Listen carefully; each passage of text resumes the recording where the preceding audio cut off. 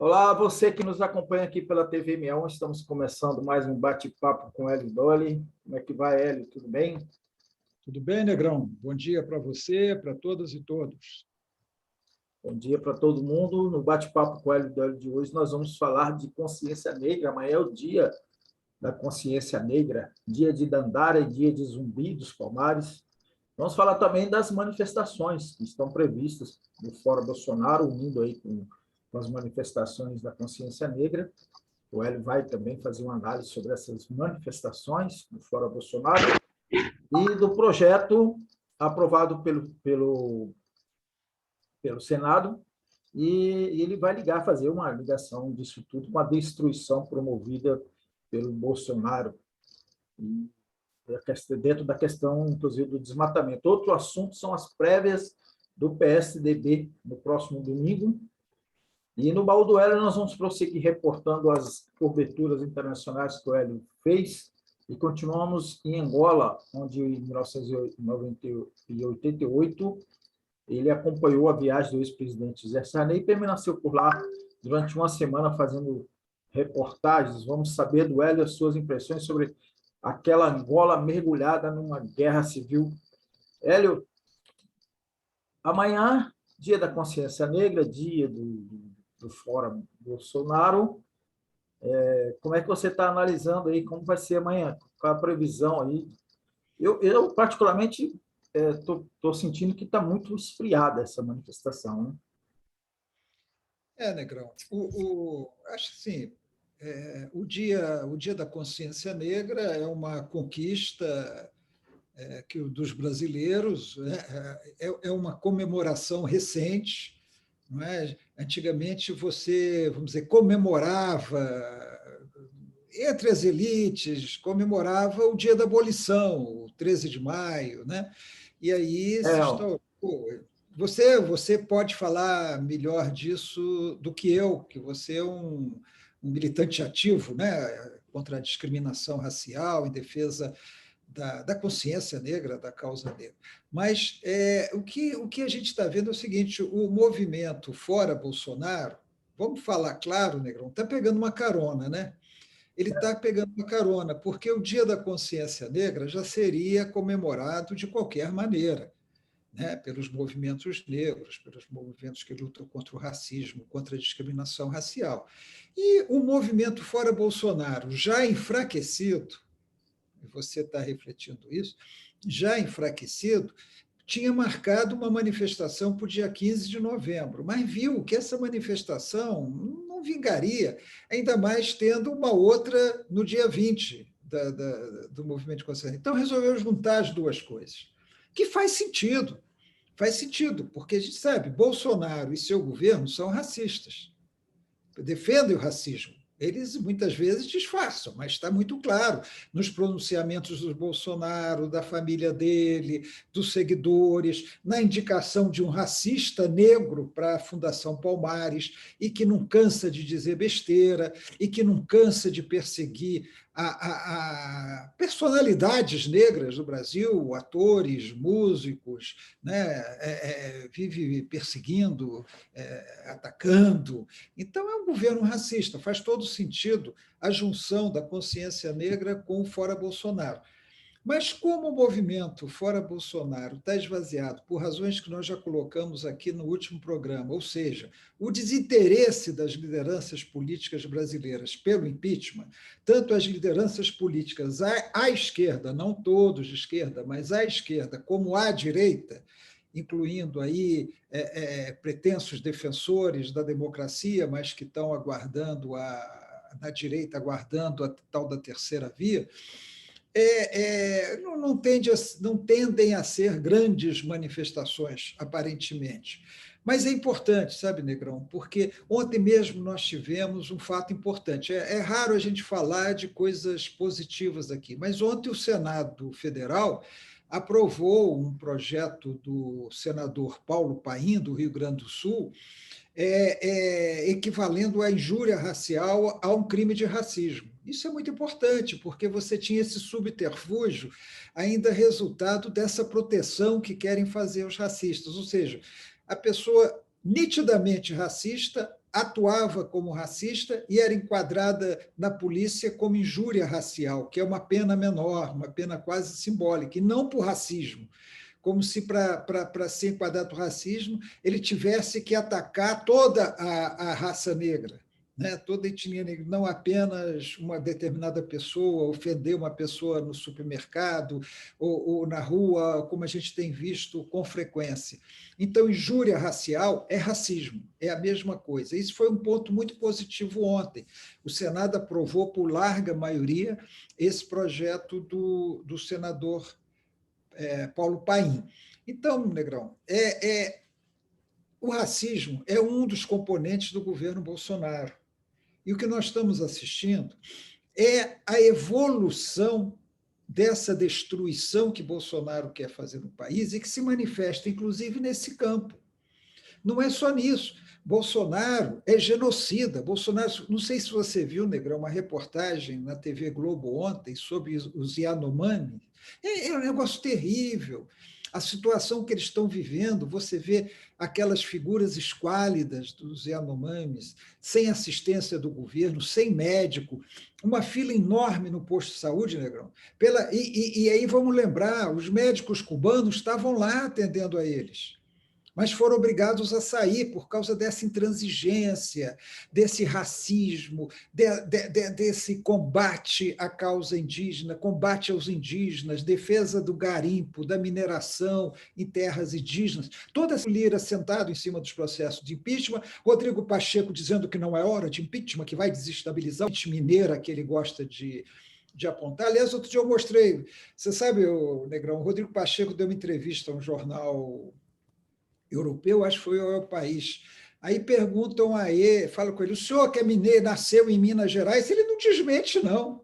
Ele assume que ele nasceu em Minas Gerais. Mentira, ele nasceu em Rondônia, ele nasceu em Porto Velho. E o cara fala que ele nasceu, o repórter fala que ele nasceu em Minas Gerais, e ele deixa passar batido. É um mentiroso, esse Rodrigo Pacheco é uma fraude. É uma fraude engomadinha, todo bem vestidinho, tal, falando bonito como advogado, é uma fraude. Aí, enquanto o Rodrigo Pacheco passa pano, não, impeachment não é hora, e esses políticos mantêm o Bolsonaro no poder, os Yanomamis estão morrendo, os negros estão sendo vítimas de discriminação racial cada vez maior. E essa discriminação, Negrão, se dá inclusive no dia a dia, a ação da polícia, todo dia. Quase todo dia nós temos nas redes sociais uma violência policial contra negro nas periferias da cidade, às vezes até nos centros da cidade, nas periferias da cidade. Ontem, Hélio, antivéspera, né, do Dia da Consciência Negra, a polícia baiana fez uma atrocidade com o presidente da União dos Negros pela Igualdade, o companheiro lá, que é o presidente, e foi agredido pela polícia, sofreu uma violência extrema, né? E é quase todo dia, né? Se você acompanha as redes sociais, quase todo dia tem um caso desse. E é sempre contra negros. É raro, é muito raro não ser contra negros, né? Muito raro. Agora, o que a gente está chamando faz tempo, Hélio, que é o genocídio da juventude negra, né? Assim, uma média de 70 mil jovens são assassinados no Brasil todo ano, e 70% desse número são jovens negros, né? Então, é um genocídio que ocorre. Exatamente, Negrão. Então, isso está avançando a cada dia, né? Contra os negros, contra os indígenas, contra a população, aumentando a fome, aumentando a miséria, né? E aí, agora, ontem nós vimos, Negrão, o desmatamento em um ano. O desmatamento em um ano aumentou 22%. Foram 13.200 quilômetros quadrados de área desmatada. E o governo escondeu isso, porque ele já sabia isso antes da COP, lá em Glasgow, e antes da viagem do Bolsonaro às ditaduras das monarquias do Golfo, né? Eles já sabiam disso, mas esconderam. Depois, agora, Bolsonaro já voltando da viagem que ele mentiu, dizendo que a Amazônia não pega fogo, a Amazônia é úmida, olha que imbecilidade, a Amazônia é úmida, não pega fogo, e da COP, da realização da COP. aí eles divulgam o desmatamento. Então, o país está sendo desmatado, o meio ambiente está sendo destruído no momento em que todo mundo está com essa preocupação com o clima, né? Populações perseguidas, a fome aumentando, a miséria aumentando, e eles lá fazendo um jogo de cena como se tudo tivesse normal, as instituições permanecem funcionando, é um discurso reacionário que a gente assiste hoje, as instituições estão funcionando. Estão funcionando para quem? Para quem que essas instituições estão funcionando? Então, você tem momentos bons, como esse, a aprovação do projeto do Senado.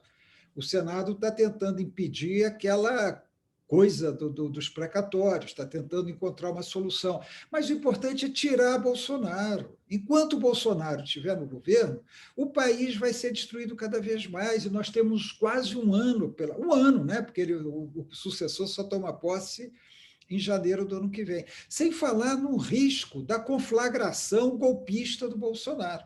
Então, Negrão, o país está realmente numa situação mal, e as nossas elites políticas e econômicas fazendo o seu jogo, fazendo o seu joguinho e deixando isso de lado. A população sofre, os mais pobres sofrem, os negros sofrem, os indígenas sofrem, e tudo bem, nós vamos continuando aqui com nossos altíssimos salários, mordomias, jetons e etc., os militares muito bem remunerados no governo, e a gente vai continuando destruindo o país.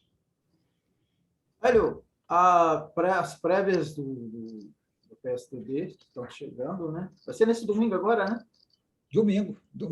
Tentaram adiar, mas vai ser domingo. Domingo, dia 21. Aliás, domingo também temos a eleição para a Ordem dos Advogados do Brasil também. O Hélio não quer comentar sobre isso, mas só para fazer Eu comento. A eleição é importante. Vamos fazer o seguinte, semana que vem, vamos falar de Ordem dos Advogados, seja lá qual for o resultado da eleição. Perfeito. Vamos falar. Um negócio, Ordem dos Advogados é uma coisa que precisava ser mais bem esmiuçada, sabe? Exatamente. Tem essa visão de uma entidade democrática. A coisa não é bem assim, não, mas nós vamos falar disso depois da eleição, tá, Negrão? Eleição. O Hélio não quis falar durante todo esse período aqui. Se ele me permite, eu vou dizer por que ele não quis falar. Por uma questão ética. O Hélio, a empresa do Hélio está trabalhando para uma das candidaturas, né? E o Hélio não quis comentar, obviamente, para a questão ética. Eu vou fazer uma ligeira correção, posso? Pode, claro. Na verdade, a minha empresa não está trabalhando, não. Eu estou ajudando. Como diz os advogados, pro bono, sem ganhar nada. Sim. Mas é verdade, eu indiquei a equipe de comunicação que está trabalhando com ela, e essa equipe de comunicação, redes sociais, assessoria de imprensa, está sendo remunerada.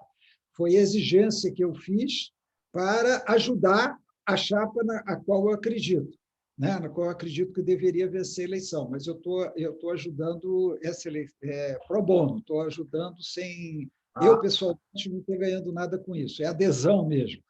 Embora não seja advogado. Muito bom. Então, corrigido aí meu equívoco. Mas, Hélio, qual é a pessoa mesmo? Qual é a candidata? Renata Amaral. Renata Amaral, que, aliás, nós entrevistamos aqui na TV 61. Foi uma excelente entrevista com a Renata Amaral. Mas vamos falar das prévias do PSDB? Vamos, Negrão. É agora, domingo. Negrão, nós temos aqui no Brasil não que isso não aconteça em outros lugares. Você vê, tem prévia nos Estados Unidos. Chama lá eleições primárias, não é? Então, você viu a disputa no Partido Democrata pela indicação do candidato que iria disputar com o Trump, dos republicanos. Foi meio carnificina, não sei se você lembra, debates com 10, 12 candidatos, um acusando o outro e tal. No fim, afunilou, e foi possível um acordo em torno... Afunilou, o Joe Biden ganhou as prévias no voto, no sistema lá deles, e os outros candidatos apoiaram o Joe Biden. Mas sempre fica aquele resquício, sempre fica uma mágoa, sempre fica alguma coisa. Já houve casos nos Estados Unidos em que um candidato de um partido ganhou a prévia e não teve o apoio real de todo o partido. Nas Argentinas, as prévias são institucionalizadas. É uma eleição prévia mesmo. Há uma eleição, todo eleitor tem que ir lá votar para escolher os candidatos dos partidos. Então, os partidos definem seus candidatos a deputado, a prefeito, a governador, a presidente da República, nas prévias. São as prévias partidárias. Eu estou dizendo isso para dizer o seguinte: prévia é um instrumento democrático, que antigamente só era usado aqui no Brasil pelo PT. Mas nem sempre também, nem em todas as eleições o PT utilizou o sistema de prévias. Mas é um instrumento democrático. Por quê? Porque permite que os filiados ao partido se manifestem quanto aos seus candidatos, quem eles querem como seus candidatos. Porque a nossa tradição aqui é que os chamados caciques, e esse nome, Negrão, não tem, é antigo, como ele é antigo, ele tem essa injunção que hoje é politicamente incorreta, né? Mas lá nos anos 30, nos anos 40, os chefes políticos dos partidos eram chamados de caciques políticos. E nós temos essa tradição no Brasil. Os partidos têm seus chefes.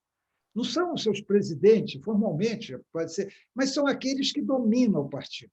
Eles dominam e eles dão as cartas. E os filiados ficam ali assistindo. As prévias visam evitar isso, uma democratização interna dos partidos, que é necessária, que o Brasil não tem. O Brasil, um partido pode ser democrático se ele quiser. Se ele quiser ser o que é o partido do Valdemar Costa Neto, do Ciro Nogueira, o que são esses partidos nominados por Cassim, o partido da Igreja, entre aspas, universal, que de igreja não tem nada. Quer dizer, esses partidos são partidos em que não há nenhuma democracia, é um comando e pronto, acabou. Mas, no caso dos tucanos, os tucanos resolveram, o PSDB resolveu fazer prévia, o que é positivo em tese, mas que está promovendo uma cisão que me parece quase irreversível no partido. Porque a situação depois das prévias, se o Dória ganhar, vai ser uma, se o Eduardo Leite ganhar, vai ser outra. O terceiro candidato, Arthur Virgílio, ele não tem chance de ganhar essa eleição, ele não vai ser vitorioso, mas ele pode exercer um papel ali, uma tentativa de moderação posterior aos resultados. Mas está difícil. Por exemplo, o Aécio Neves apoia o Eduardo Leite. Como é que vai ficar o Aécio, que já está todo complicado, quase foi expulso do PSDB por corrupção, ele é corrupto, quase foi expulso do PSDB, como é que ele fica com a vitória do Dória dentro do PSDB? Eles vão continuar? Você vê o caso do Alckmin. O Alckmin está para sair do PSDB. Né? Para ele não serve nem Eduardo Leite, nem Dória. Então, assim, o PSDB, ele, na verdade, essas prévias dele, que, em tese, deveria ser um momento de democracia interna, de discussão interna, ele se tornou um momento de possível crise no partido, possível cisão no partido. O confronto está bastante forte. Você viu que o Dória revelou que o Eduardo Leite pediu a ele para adiar o início da vacinação em São Paulo, a pedido do general da Casa Civil do Bolsonaro. Isso pegou muito mal para o Eduardo Leite. Né? Pedir para o Dória para adiar a vacina. O Dória estava mantendo isso em segredo. Chegou num ponto em que ele revelou. Eles são adversários dentro do partido. Então, Negrão, a prévia é importante a gente ver quem vai ser o candidato do PSDB, mas é muito difícil que esse candidato vingue como candidato, vamos dizer assim, único dessa terceira via de centro-direita no Brasil, porque ele já vai entrar muito enfraquecido. É claro que o Dória vai brigar muito para ser candidato, se for ele o vitorioso.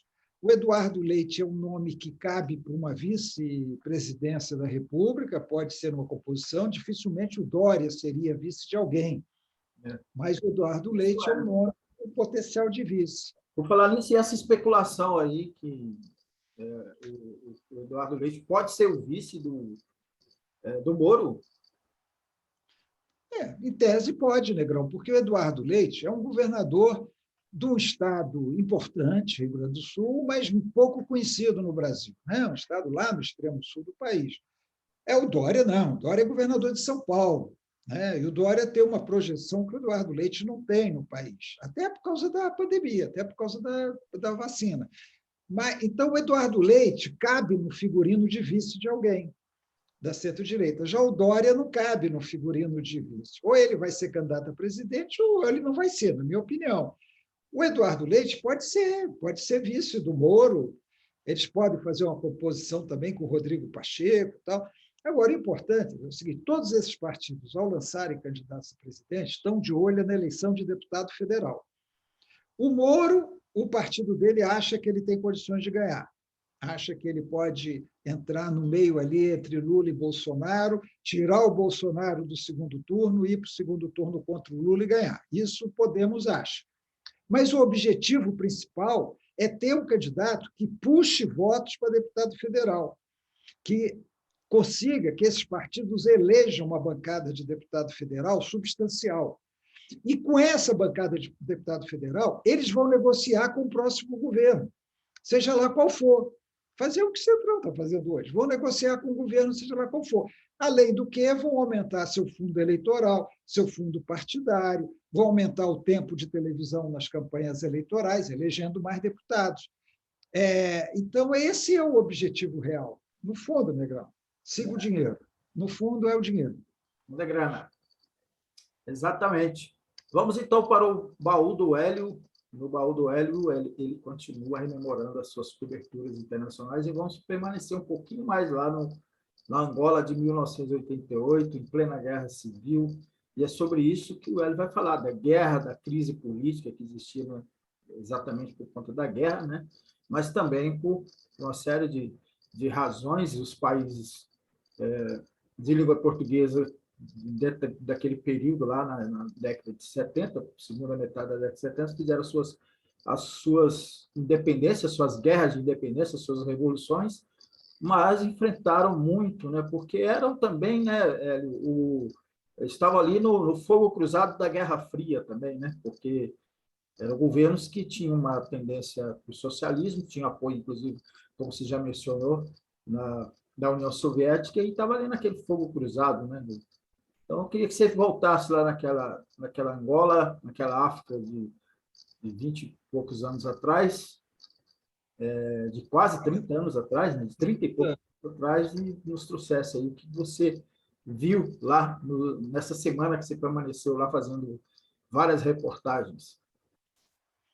Negrão, depois que eu falei aqui sobre Angola, foi engraçado, eu recebi várias mensagens, algumas até perguntando um pouco mais. Recebi a mensagem de uma colega jornalista, Irene Cristina, que atualmente está nos Estados Unidos, dizendo que ela esteve em Angola em 85 e também ia para as festas que duravam todo o período do toque de recolher, começava no final da tarde e até a manhã seguinte. Ela falou que já teve várias festas, ela esteve lá há algum tempo, em 1985, e algumas pessoas perguntando sobre exatamente o que você está colocando, essa questão da Guerra Fria e dos cubanos.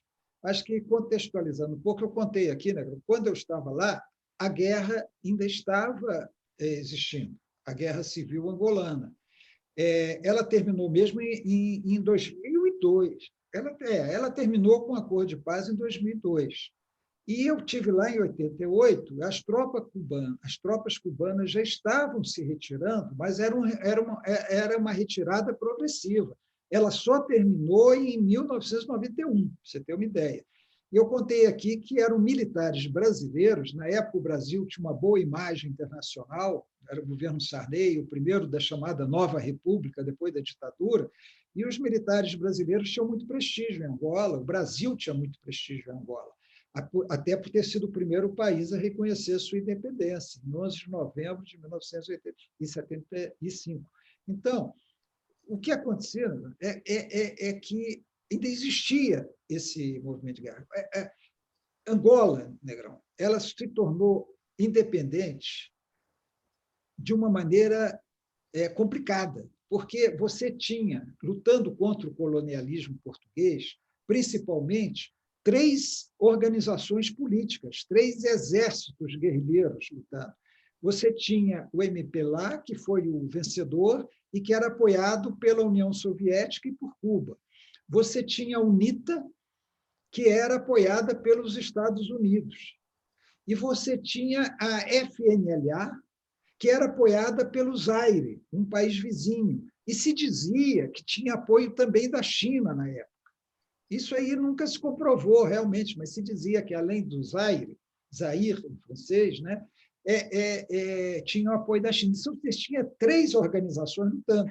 E elas, a África do Sul, não querendo que o MPLA, que era vamos dizer assim, de comunista, né? Simplificando, apoiado pela União Soviética, por Cuba, com um programa socialista para Angola, ganhasse o poder, tomasse o poder. Então, a África do Sul e o Zaire invadiram Angola, entraram com suas tropas em Angola. E o MPLA só conseguiu manter Luanda e proclamar a independência porque Cuba mandou 4.000 soldados para Angola para proteger Luanda. E eles conseguiram, soldados cubanos muito bem treinados. Cuba tem, em termos de qualidade, o melhor exército da América Latina, em qualidade de treinamento, hoje muito prejudicado pela carência de armamentos, né? Mas sempre teve a fama de ser o melhor exército da América Latina.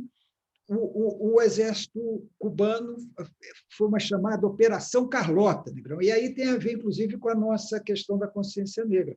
Carlota era uma escrava em Cuba que se rebelou contra a escravidão e foi assassinada, mas ela morreu lutando. Ela não se rendeu, queriam que ela se rendesse. Então, Carlota é uma heroína de Cuba. É uma escrava negra que lutou contra o escravismo e contra o domínio espanhol sobre Cuba. Então, essa operação da ida dos cubanos para Angola foi denominada Operação Carlota. Era uma coisa terrível. Eles iam de avião. Eles iam de avião fazendo 3 escalas até chegar em Angola. E depois, os Estados Unidos pressionaram Barbados, uma das escalas era na ilha de Barbados. E Barbados suspendeu a escala, por pressão dos Estados Unidos. Então, eles iam e só faziam as escalas na África, na Guiné-Bissau e no Congo-Brazzaville, que não era o Zaire na época. Hoje são 2 Congos, mas na época um dos Congos, que era aliado aos Estados Unidos, chamava Zaire. Depois mudou de nome. Então, era uma operação muito complexa. Então, quando eu estava lá, os cubanos ainda estavam lá lutando com os angolanos. E havia o toque de recolher. Havia um negócio muito assim que me chamou a atenção. Quando a comitiva do presidente José Eduardo Santos passava pelas ruas, ela passava com batedores, e os batedores tocavam sirenes, eles usavam sirenes. As pessoas na rua se perfilavam. Elas se perfilavam. Aí, uma das que nos acompanhava, funcionária angolana que nos acompanhava, dizia que era por respeito, que eles sabiam que era o presidente. Outro angolano nos diz o seguinte: olha, eles dizem que é respeito, mas não é isso, não, é segurança. É segurança, porque perfilado, quem fizer um movimento é suspeito. Então, o cara tinha que se perfilar. Se ele fizesse o movimento com a mão, se ele corresse, se ele fizesse qualquer coisa, ele era um suspeito, porque a UNITA tinha infiltrados na capital, que era dominada pelo MPLA. Então, havia uma tensão constante. O lugar onde nós ficamos hospedados, como eu falei aqui, era um acampamento, casas de madeira, muito boazinhas as casas, pequenininhas, mas casas de madeira, construídas pelos soviéticos. Era um acampamento antes dos soviéticos, de uma empresa soviética que trabalhava em Angola. E ele era todo cercado, segurança direto, né? O presidente, nós fomos lá 2 vezes, o presidente mora num complexo quase militar, chamado Futungo de Belas. Tem a residência, o governo, mas é um complexo militar, não sei como é hoje, né? Nunca mais eu fui lá. Mas era essa tensão constante. Mas você tem uma ideia, né? Cuba foi aumentando a sua participação na guerra, aí já na Guerra Civil, do MPLA com a UNITA, porque depois o FNLA desapareceu. E Cuba continuou, chegou a 380 mil cubanos lutaram em Angola. 380, olha que Cuba tem 11 milhões de habitantes. 380 mil cubanos estiveram em Angola, entre soldados e assistência médica, professores, essa coisa, foram para Angola para apoiar o regime do MPLA. E Cuba foi fundamental na independência da Namíbia. Isso foi reconhecido pelo Mandela, que Cuba foi fundamental, e pelos dirigentes da Namíbia, que Cuba foi fundamental não só para a independência da Namíbia, que na época era uma possessão da África do Sul, como pelo fim do apartheid. Porque a derrota da África do Sul em Angola, porque a África do Sul depois voltou a entrar em Angola, e foi derrotada pelos cubanos e pelos angolanos, mas principalmente pelos cubanos. E tem uma batalha de Cuito-Cuanavale que foi decisiva. Cuito-Cuanavale foi decisiva para expulsar a África do Sul de Angola, ela ser obrigada a fazer os acordos de Nova Iorque, que foram os acordos de paz, que resultaram não só na independência da Namíbia, como no fim do apartheid. Então, esse era o clima que nós tínhamos lá. Agora, o Brasil, Negrão, respeitadíssimo em Angola. Não só porque estava presente com obras, fazendo a usina de Capanda, dando apoio diplomático nas questões angolanas, como se manifestando a favor do governo comunista entre aspas, né? Mas governo socialista de Angola. Isso desde a ditadura militar, não foi só no governo Sarney que foi lá e foi recebido com altas honras. Não foi um Bolsonaro em Angola, sabe? Agora você vê a vergonha. Outro dia o Mourão foi em Angola, sabe para quê, Negrão? Mourão, vice-presidente da República. A pretexto de uma reunião da Comunidade de Países da Língua Portuguesa, ele foi lá para pedir para eles não expulsarem os brasileiros da Igreja Universal que estavam lá roubando Angola, pegando dinheiro de Angola e remetendo ilegalmente para o exterior. Estavam roubando, ladrões da Igreja Universal. O Mourão foi lá para defender essa turma a pedido de Bolsonaro. Está sem sono. Você está sem som.